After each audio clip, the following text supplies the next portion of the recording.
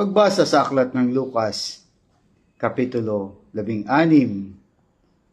talatang 9. Kaya sinasabi ko sa inyo, gamitin ninyo sa pakipagkaibigan ang kayamanan sa mundong ito, para kapag naubos man ito ay may tatanggap naman sa inyo sa tahanang walang hanggan.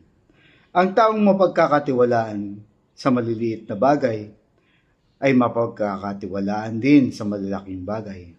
Ang taong madaya sa maliliit na bagay ay magiging madaya rin sa malalaking bagay.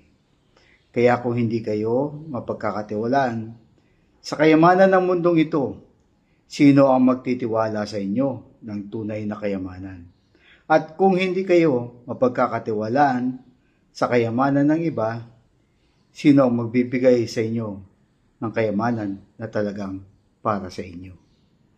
Walang aliping makapaglilingkod ng sabay sa dalawang amo, sapagkat tatanggihan niya ang isa at susundin naman ang isa.